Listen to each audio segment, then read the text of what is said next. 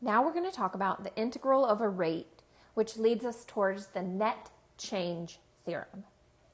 So we can interpret the fundamental theorem of calculus, or our evaluation theorem, in another way. If f, capital F, is any antiderivative of little f, then f prime should equal f. So the equation from my previous theorem, my evaluation theorem, can be rewritten to be considered as this net change theorem. The net change in a differentiable function f along some closed interval is the integral of its rate of change. So evaluating, that's what we said, that was our evaluation theorem, that represents the integral of the rate of change, of the derivative of what that was.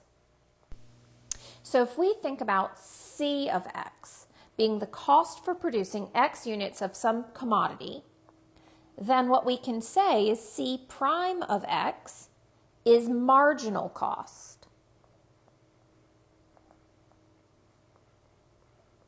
Okay, and that's what we know from derivatives. So, continuing, if we want to think about this as a net change, if we had some initial product or unit count and a terminal unit count, so that integral C prime of x dx, that would equal C of x sub 2 minus C of x sub 1. The cost evaluated at the upper limit minus the cost evaluated at the second limit. So the integral of marginal cost gives us cost, which can be interpreted as this is the cost of increasing production from x sub 1 to x sub 2. What is that change? What is the difference in the cost values? So, continuing on that thought, if an object has the position function s of t, remember position is displacement. And what we know is that the derivative of position is velocity. Well, if we considered the integral of velocity from some initial time, t sub 1, to a terminal time, so that integral of velocity with respect to t would be s of t sub 2 minus s of t sub 1. The integral of velocity gives us displacement over some time, and the difference in those displacements or that position is going to be how far it has traveled, the total distance traveled on that time interval. So let's do a word problem. Here we are going to consider a heavy rock blown straight upwards from the ground by a dynamite blast. The velocity of the rock at any time t during its motion is given by this velocity function. V of t equals 160 minus 32t. And that's measured, velocity is measured in feet per second. So the first thing we want to do is find displacement of the rock during this time period from t equals 0 to t equals 8. So what that means for us is this is the integral from 0 to 8 of v of t dt. So that is the same as the integral from 0 to 8 of 160 minus 32t dt. So evaluating this integral, we can use our power rule. That would become 160t minus 32, we're going to get t squared over 2. So that's going to become 16t squared. We're going to need to evaluate this from 8 to 0.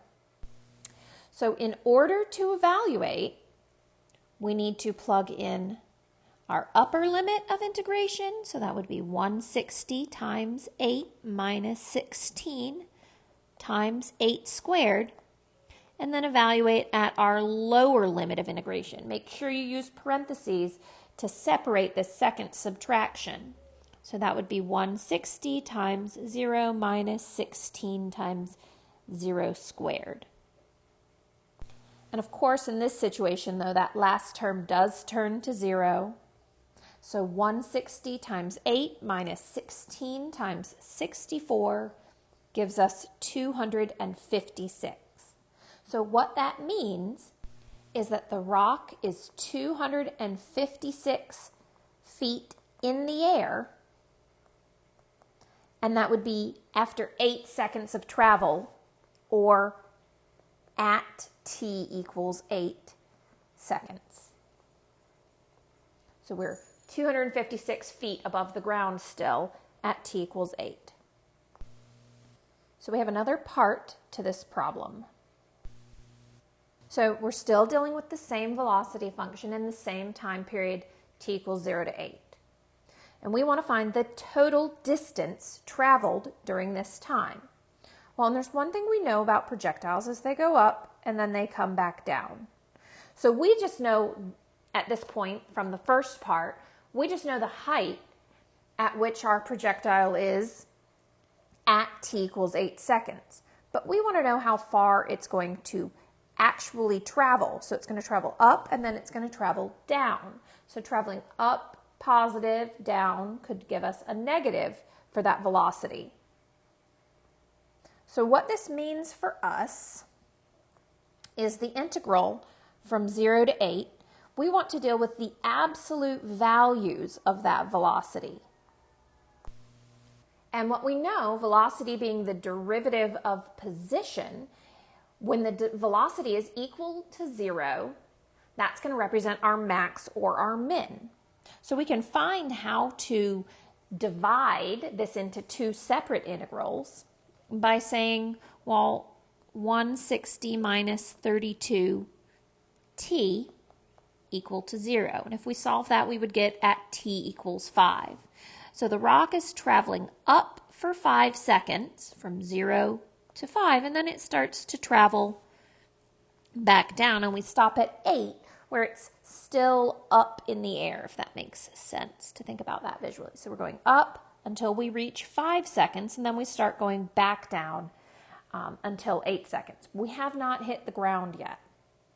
So what we're going to do is we're going to say, well, this is the integral from 0 to 5 of the absolute value of v of t dt plus the integral from 5 to 8 of v of t dt. So I've had to split these up into two integrals, one where the velocity is positive and one where the velocity is negative. Remember, positive velocity means the height of our projectile is increasing, and negative velocity would mean the height is decreasing. So in a sense, what that means is we're doing 0 to 5 of 160 minus 32t dt plus the integral from 5 to 8 of negative 160 minus 32t dt. And so because I have this negative here, what I'm going to do is I'm going to take that negative and put it in there.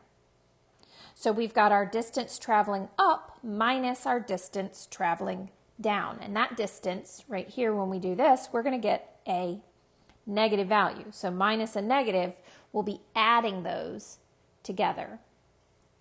So my first piece, that would be 160t minus 16t squared. We evaluate that from 5 to 0. Minus, again, 160t minus 16t squared. And this time we're evaluating from 8 to 5. So I'm going to plug my 5 in. 160 times 5 minus 16 times 5 squared. That was my upper bound. My lower bound is 0, so I've got minus 160 times 0 times 16 times 0 squared, which that value turns into 0. So my first term here, when I calculate that, I get 400. So I have 400 minus, we've got to look at what we get for our second integral. So the first thing I would do would plug in 8. That would be 160 times 8 minus 16 times 8 squared. And then we would evaluate that at 5. So that would be minus 160 times 5 minus 16 times 5 squared. So evaluating this second piece, the second integral, we end up with negative 144. So what this gives us now is 544 feet. So 544 feet is the total displacement.